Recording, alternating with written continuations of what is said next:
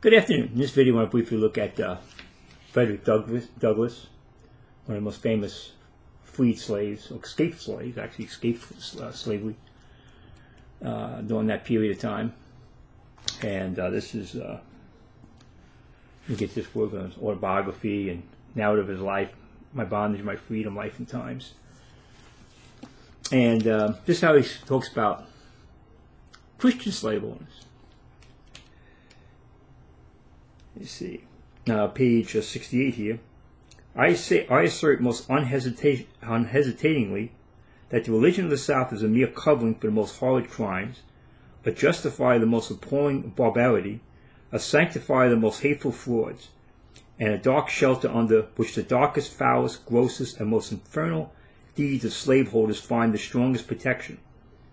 Would I be again reduced to the chains of slavery, next to that enslavement, I should regard being the slave of a religious master the greatest calamity that could before me. For all slaveholders with whom I have ever met, of all the slaveholders with whom I have ever met, religious slaveholders are the worst. I have ever found them to be the meanest and basest, the most cruel and cowardly of all others.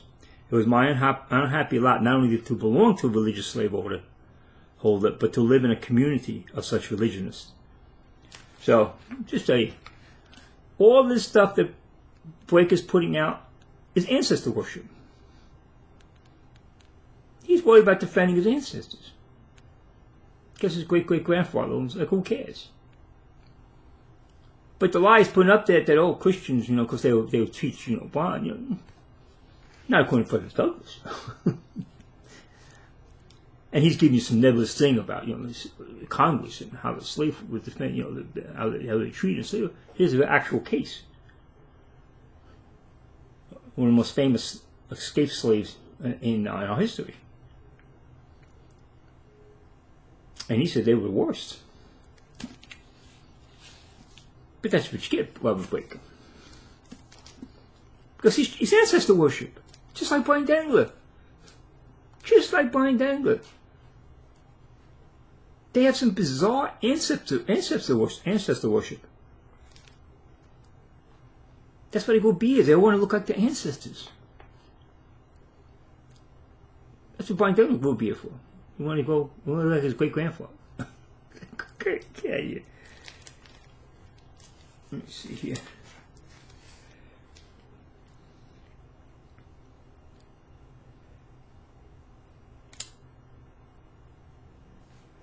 On page 683 writes,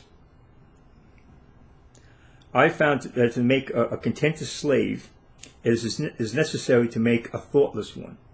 It is necessary to darken his moral and mental vision, and as far as possible to annihilate the power of reason. He must be able to detect no inconsistencies in slavery. He must be able to feel that slavery is right and can be brought to and he can be brought to that only when he ceases to be a man. That's what they had to do. They had to break him. That's why they had to stop teaching them how to read and write. That's why they were sold off to families.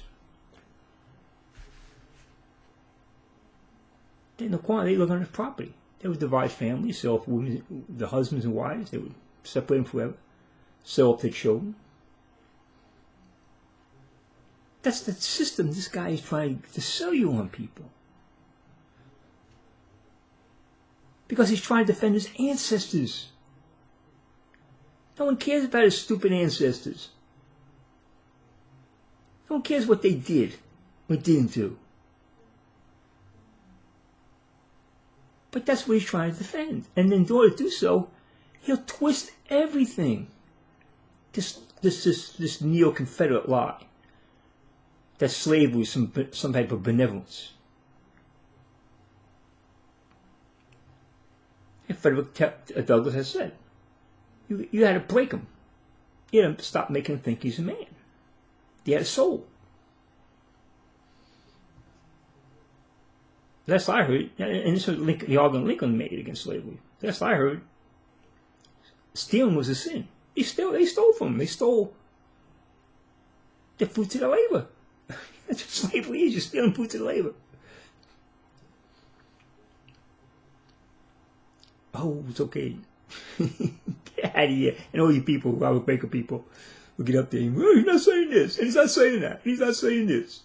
He didn't mean this. You're putting words in his mouth. He didn't mean that. No, I know exactly what he means, because I read what he writes.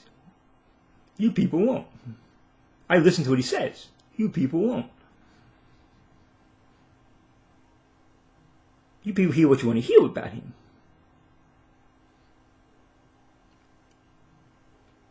And same thing, that's what's the same reason these people are under the spell of the communists.